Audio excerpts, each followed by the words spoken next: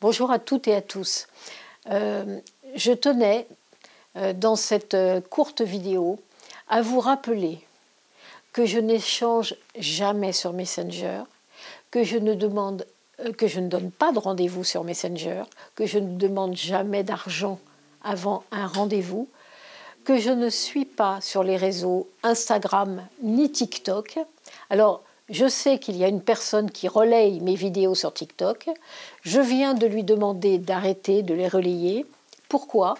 Tout simplement parce que des êtres ont profité de ces vidéos qui étaient relayées sur TikTok pour de la malveillance, c'est-à-dire pour usurper mon identité et se faire passer pour moi, et donc ainsi arnaquer des personnes. Voilà. Donc, j'ai porté plainte, j'ai déposé une plainte, mais s'il vous plaît, soyez vigilants, ayez beaucoup de discernement, sachez que je ne prends pas de rendez-vous ni à travers tous ces réseaux, enfin ni à travers TikTok, ni à travers Instagram ni Facebook, et que si vous désirez un rendez-vous avec moi, il faut absolument passer par mon site officiel. Et après, une fois que vous êtes sur mon site officiel, m'adresser un mail. Et seulement là, c'est moi qui vous contacte, qui vous appelle, pour que nous puissions fixer un rendez-vous. C'est important. Je suis désolée des personnes qui peuvent se faire avoir par ces gens peu scrupuleux. Et c'est pour ça que je tenais à vous passer ce message. Merci de votre attention.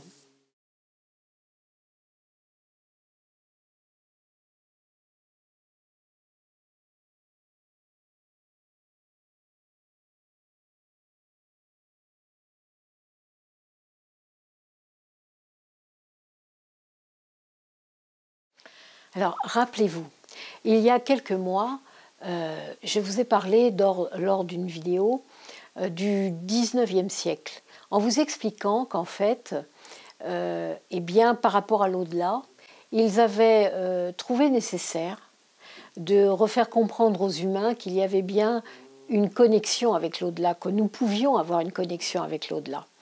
Et rappelez-vous aussi qu'on avait parlé que dans les civilisations anciennes, les êtres, les humains qui étaient sur Terre avaient cette connexion très facile avec l'autre monde. Et qu'au fil des siècles, en fait, tout cela s'était un petit peu détérioré et de plus en plus on s'était fermé au monde de l'au-delà. Donc, au XVIIIe siècle, étant donné que c'était plus une période où on parlait de côté scientifique, au XIXe, les guides ont fait en sorte que des êtres reparlent de l'au-delà. Donc ça a été Victor Hugo, ça a été Allan Kardec, ça a été Léon Denis, ça a été Camille Flammarion. Et cela a permis une reconnexion. Ces personnes, soit par des ouvrages, soit par des expériences qu'ils ont faites, ça a permis en fait à l'humain de comprendre qu'il y avait bien cet échange entre les deux mondes. Eh bien, pour les êtres venus d'ailleurs, c'est exactement la même chose. C'est-à-dire que depuis de nombreuses années, mais vraiment très très lointaines, il y a eu cette connexion avec des êtres venus d'ailleurs. Quand vous étudiez un petit peu les civilisations, donc les Atlantes, les Mayas, les Incas, les Aztèques, les Égyptiens, vous vous rendez compte qu'en fait, eux fonctionnaient avec les êtres qui venaient de l'au-delà. D'ailleurs, dans certaines représentations, ce qui est quand même assez exceptionnel, il y a des dessins qui ont été faits où, étrangement, ça ressemble à des soucoupes. Donc, pour eux, ils vivaient avec. C'était quelque chose de normal pour eux. Et ils les considéraient un peu comme des dieux. Voilà, c'était une évidence. Ils étaient en connexion totale avec ces êtres-là. Les considérant comme des dieux, c'était pour eux, une évidence de vivre ensemble, je dirais. Et ce qu'il y avait aussi à l'époque, c'est que ceux qui vivaient sur Terre avaient une connexion à l'au-delà exceptionnelle. Vous Vous voyez, on reprend par exemple ce qu'on a dit avec les Atlantes. À l'époque, eh bien, les premiers Atlantes qui sont arrivés sur Terre étaient des demi-dieux. Donc ils avaient une connexion tellement forte que pour eux c'était normal d'être toujours en relation avec les autres mondes. Vous voyez ? Donc cette connexion qu'ils avaient, eh bien sûr, leur facilitait la tâche, je dirais. Et puis, on a vu que ce rapport qu'ils avaient est totalement différent de ce qu'on peut avoir aujourd'hui. Parce qu'aujourd'hui, effectivement, de plus en plus, aujourd'hui, au fil des siècles qui se sont passés, de plus en plus, l'être humain est entré dans la matière et s'est coupé de l'au-delà, s'est coupé des autres mondes pour être persuadé que lui seul pouvait gérer la Terre, en fait, la planète où on se trouvait.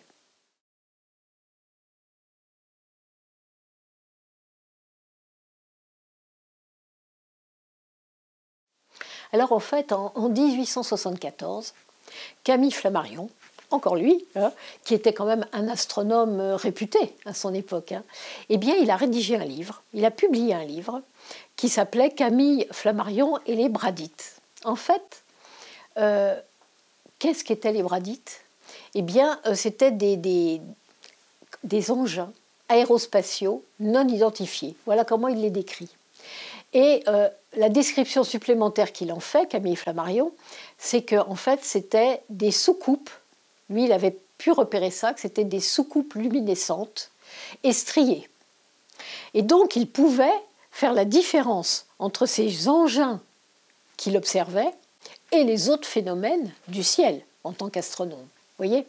Alors lui, il a commencé à en reparler en 1874. Vous voyez, cet homme, comment il a eu une importance capitale au XIXe siècle, parce qu'entre les commentaires qu'il a fait par rapport à l'au-delà, plus, eh bien, effectivement, ces Bradites dont il a parlé, c'était un homme qui était avant-gardiste et qui voulait absolument éclairer les humains sur l'autre monde, sur les autres mondes qui nous entourent.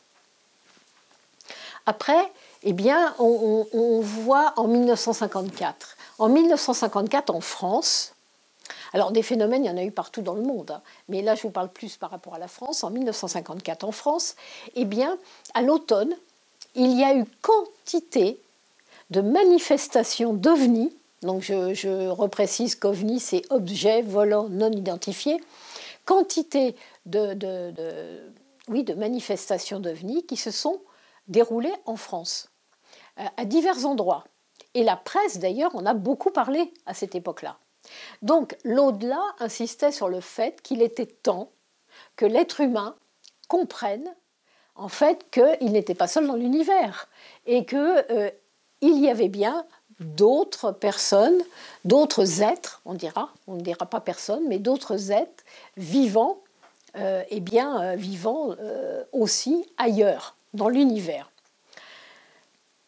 Je me rappelle, en étant petite fille, donc dans les années 60, eh bien, je me rappelle très bien que un mois durant, dans la ville où j'habitais, dans le Val-de-Marne, il y a eu des manifestations à plusieurs endroits dans la même ville, et tout le monde en parlait dans cette ville. Et ça avait été relayé aussi dans les journaux, dans les médias, où ils avaient parlé de ces phénomènes. Et en fait, ce qui était impressionnant, c'est qu'à chaque fois, c'était toujours la même description, c'est-à-dire un engin, une soucoupe, avec une lumière incroyable, exceptionnelle, mais qui restait statique, qui ne bougeait pas, bien sûr, pléonasme, et qui d'un seul coup se déplaçait à une vitesse incroyable.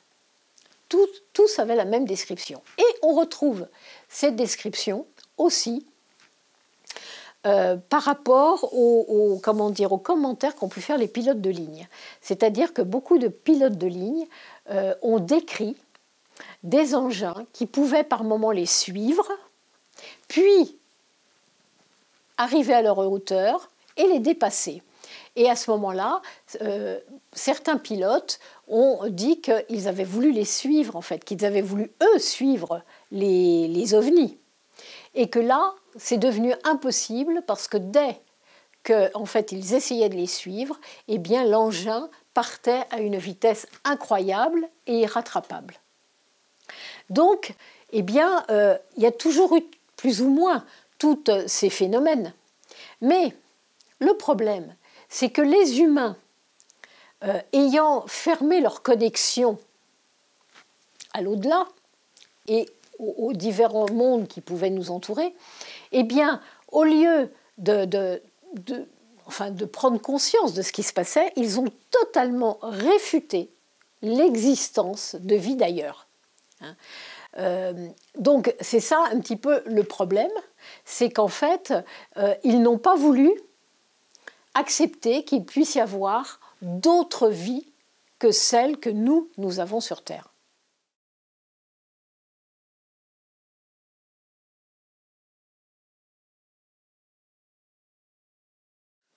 Donc on vient de voir que les humains se sont refermés complètement par rapport à la connexion avec l'au-delà.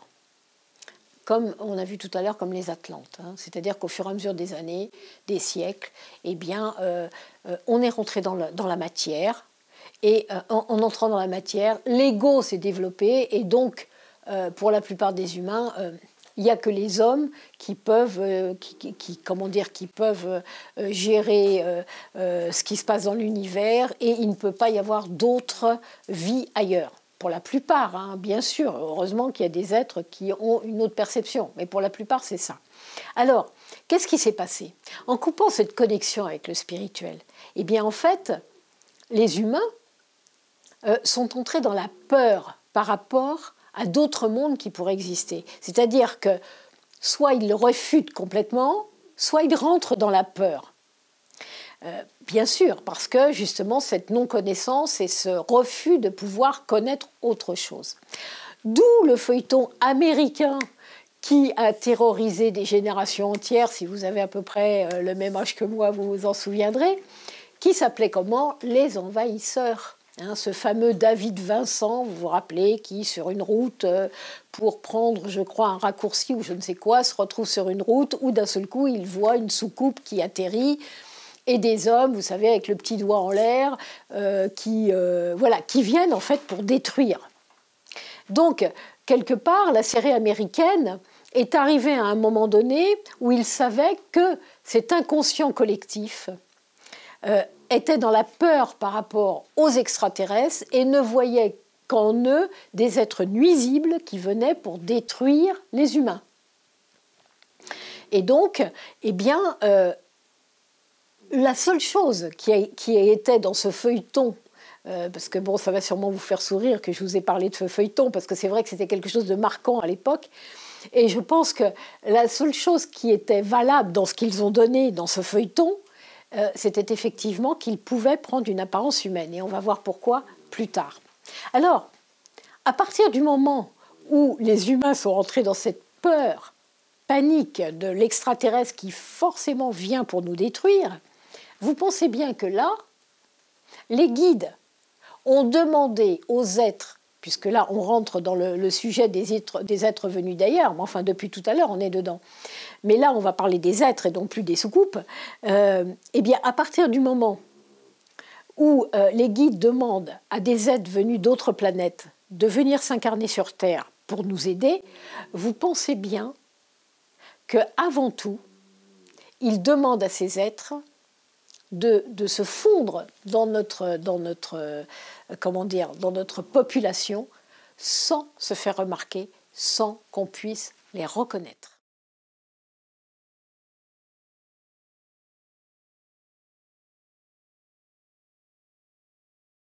Alors en fait, les guides nous expliquent que ces êtres, sur la planète où ils vivent, n'ont pas besoin d'enveloppe pour se faire reconnaître. Ils n'ont pas ce besoin-là. En fait, le besoin d'une enveloppe pour se faire reconnaître n'existe que sur la Terre.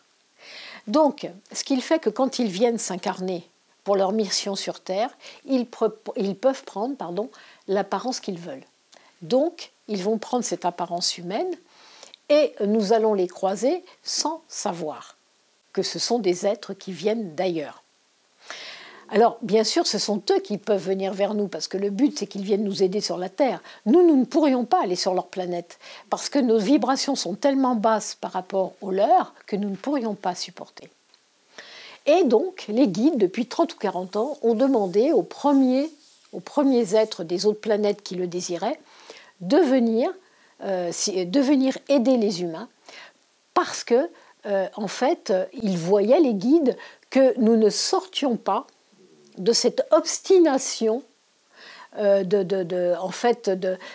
ne sort pas de nos travers, si vous voulez. On s'obstine à rester dans nos travers et, en quelque sorte, on continue à faire tout et n'importe quoi par rapport à la Terre. Donc il était urgent que ces êtres viennent. Donc il y a 30 ou 40 ans en arrière, ils ont commencé à venir et ça correspond à la période où 30-40 ans en arrière, il y a en même temps les 13 vieilles âmes qui, elles, continuent leur cycle terrestre, qui viennent aussi, qui ont accepté aussi de venir s'incarner pour nous aider à sortir de cette situation d'enlisement dans laquelle on se trouve. Et pourquoi on est dans cette situation d'enlisement? Eh bien, tout simplement parce que on reste dans une chaîne d'agressivité permanente et montante, et cet enlisement, en fait, nous fait rester dans des vibrations qui sont extrêmement lourdes. Et voilà pourquoi, que ce soit les vieilles âmes qui naissent depuis 40 ans, là, qui sont dans des cycles terrestres très avancés, et ces êtres qui viennent d'ailleurs, vont ensemble arriver, enfin essayer, tenter de nous faire passer dans des vibrations, de nous faire monter vibratoirement pour que les vibrations de la Terre soient moins lourdes et qu'on sorte de cet enlisement.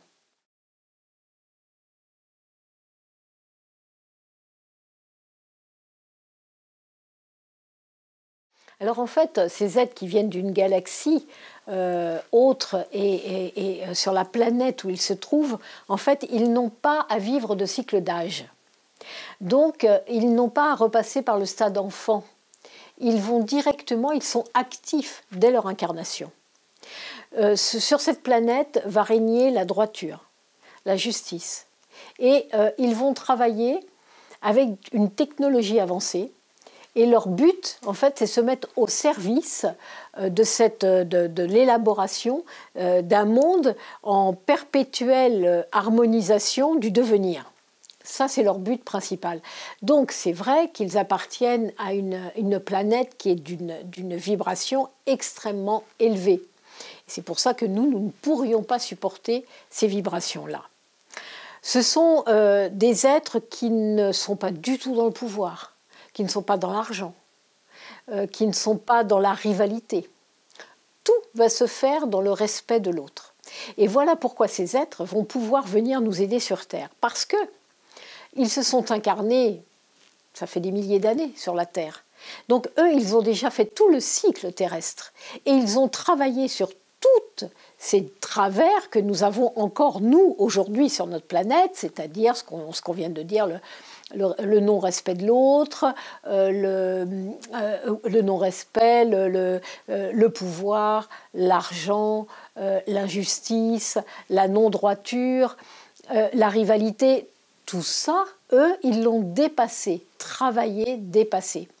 C'est-à-dire qu'à partir du moment où ils vont venir s'incarner sur notre planète, ils ne pourront plus être atteints par tous ces travers-là.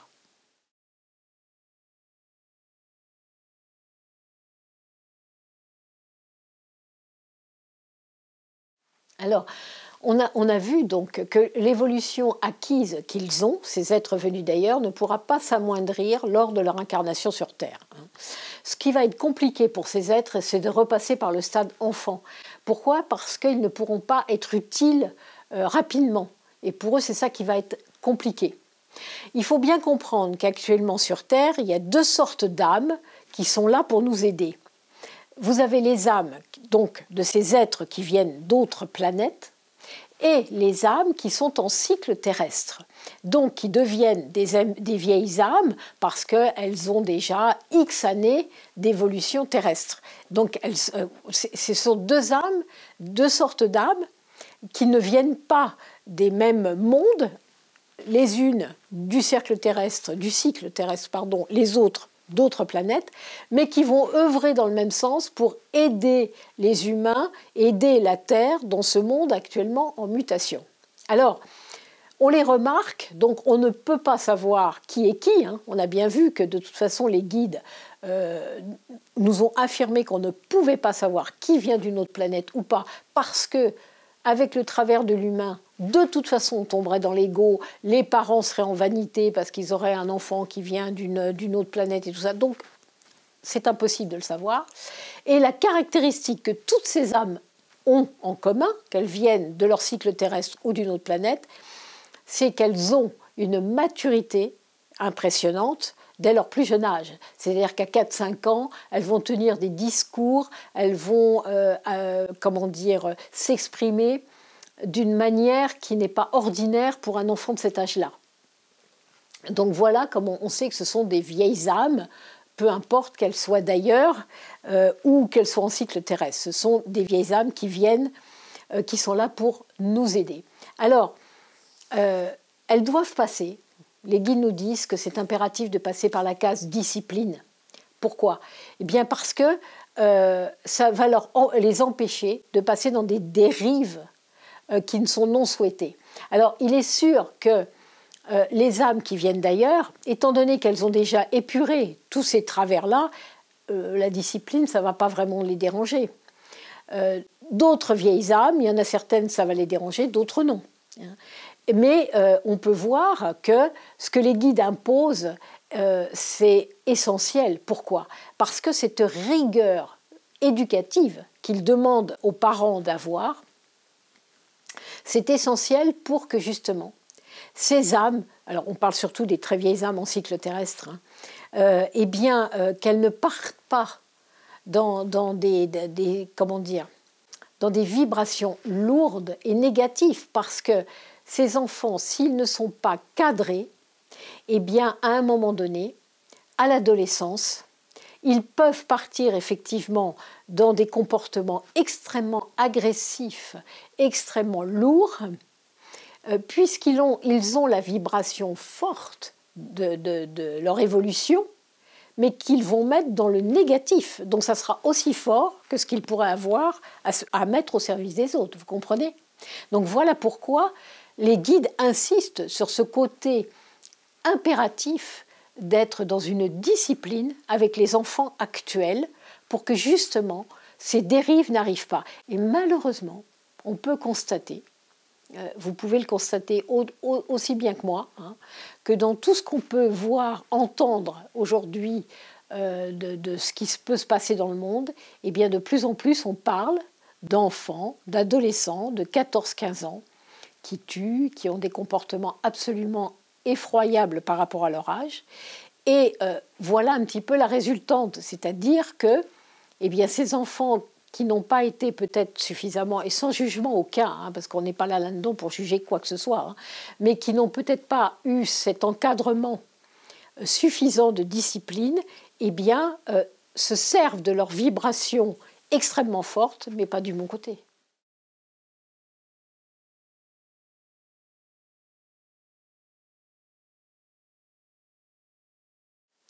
En fait, ces êtres-là, venus d'ailleurs, dès l'âge adulte, ils vont devoir nous proposer des idées nouvelles qui vont nous permettre de sortir du désastre dans lequel les humains plongent la Terre actuellement.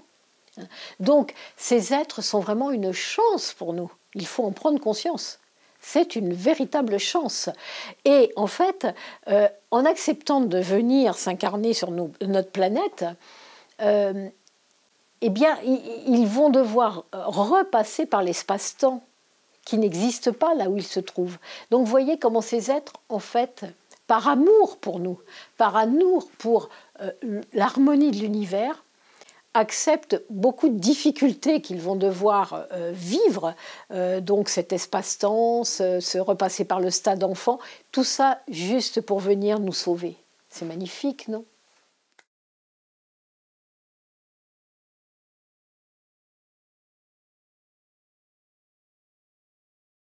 Alors, ils n'ont pas du tout le même rapport que nous avec leurs guides, hein, parce que eux, ils sont plus en collaboration avec les guides. En fait, ils savent que venir sur Terre, pour eux, peut présenter quand même un certain danger. Mais la Terre se trouve dans un tel état de détérioration qu'il y a une urgence, et que ça, ils l'ont compris. Vu de leur planète, les guides nous disent que ces êtres voient la Terre comme une éponge, voyez, qui est faite de milliers de trous prêts à céder. Un petit peu comme si, chaque jour, on allait, comment dire, on faisait boire un peu de poison à la Terre, voyez, que ça soit dans l'air, dans la terre, dans l'eau, et que jusqu'au moment irrémédiable, en fait, où elle fermera les yeux, cette Terre, hein. Donc ça, pour eux, c'est impossible. Parce qu'ils ont compris, ces êtres venus d'ailleurs, que, en fait, l'univers est une harmonie et que la Terre fait partie de cette harmonie et que donc on ne peut pas déstabiliser l'harmonie de l'univers juste parce que des êtres humains font tout et n'importe quoi. Donc c'est pour ça qu'ils acceptent de venir, pour sauver la Terre avant tout, et puis aussi pour sauver tous les êtres qui vivent sur cette Terre en dehors des humains, c'est-à-dire les minéraux, les végétaux, mais aussi les animaux. Parce que eux, ce sont des êtres qui vivent et qui ne veulent pas détruire cette terre. Il n'y a que l'humain qui la détruit. On est bien d'accord? Donc, en fait, ils viennent pour sauver aussi ces êtres-là. Et il faut quand même prendre conscience que s'ils sauvent la terre et tous ces êtres, ils nous sauvent nous aussi. Parce qu'ils vont nous permettre de continuer à vivre sur cette terre qui est si belle et qu'on ne respecte absolument plus. En fait, l'aveuglement des hommes face au pouvoir et à l'argent leur a fait totalement oublier l'essentiel de la vie. Donc il est impensable et impossible que les humains mettent en péril l'univers juste par rapport à ces travers que nous n'arrivons pas à dépasser. Cet univers qui fonctionne depuis des milliards d'années, donc qui ne peut pas être perturbé juste par une planète qui ne fonctionne pas comme il faut. Et les guides nous disent que ce qui les étonne le plus, justement, là on parle des guides, hein, pas des êtres venus d'ailleurs, mais les guides nous disent, ce qui nous étonne le plus, c'est que la plupart d'entre vous ne prennent pas conscience de cette évidence. En fait, le rôle de ces êtres venus d'ailleurs va être de nous faire monter en taux vibratoire en accéléré. En fait, leur mission va être délicate parce qu'eux, ils replongent dans des vibrations très très basses auxquelles ils ne sont plus du tout habitués. Ils vont être obligés de reprendre un corps, donc d'être dans dans une enveloppe étriquée. Et en fait, puisqu'ils sont habitués évidemment à ne plus avoir de corps. Alors, c'est juste une chose, c'est que la maladie va leur être épargnée. Et pourquoi la maladie va leur être épargnée? Parce que comme ils ont déjà travaillé sur tous les comportements que l'on peut avoir dans l'humain, même s'il y a des déceptions dans leur parcours, même s'il y a des situations lourdes à vivre, eh bien les cellules de leur corps ne vont pas être impactées. Parce que très vite, ils sauront s'en dégager. Vous voyez, ils ont ce lâcher-prise que nous n'arrivons pas forcément, nous, à avoir, qu'ils auront très très vite. Donc, ils ne seront pas du tout impactés comme nous pourrions l'être. Et donc, ça, toute maladie leur sera épargnée. Donc, c'est déjà pour eux quand même une facilité. Ils veulent tenter le tout pour sauver la Terre. Donc, ils nous disent que de toute façon, leur condition d'incarnation va être totalement différente des nôtres, mais que même si nous les côtoyons, à aucun moment, nous ne pourrons nous en apercevoir.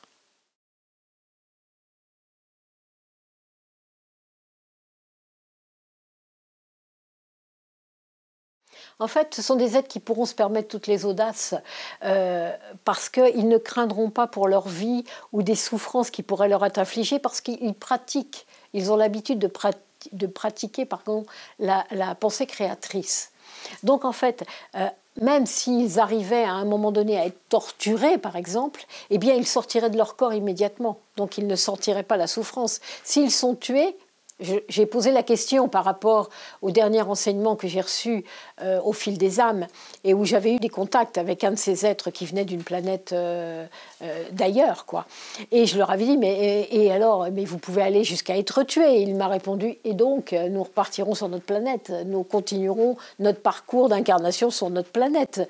Donc rien ne peut les atteindre, ce qui va leur permettre de pouvoir avoir un discours vrai, de pouvoir d'aller loin dans leurs pensées, de dire des vérités qui vont être dérangeantes, certes, mais eux, ils ne vont pas chercher à faire plaisir. Ils sont là pour nous faire comprendre, réagir, pour que l'on réalise que nous devons passer dans un autre monde beaucoup plus doux et qui permettra à la Terre de se régénérer.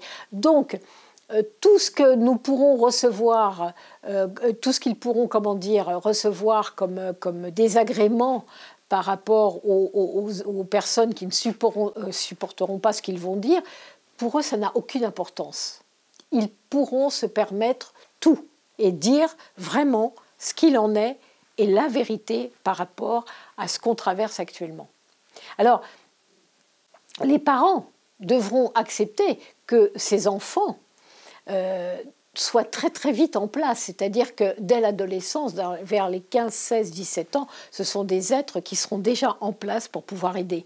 Et ça, effectivement, les parents seront, déjà seront choisis dans des vieilles âmes et l'accepteront, parce que quelque part, ils sentiront que c'est que même si leur enfant n'a que 16 ou 17 ans, il se conduira déjà en adulte. Et en fait, ces êtres venus d'ailleurs, eh bien, ils nous disent qu'ils vont tenter de nous faire sortir de la violence et du non-respect. Et ils nous disent que c'est la priorité de tout, parce que cette violence que vous avez actuellement et ce non-respect, ça ternit votre cœur. Et à partir du moment où ça ternit votre cœur, vous abîmez la terre.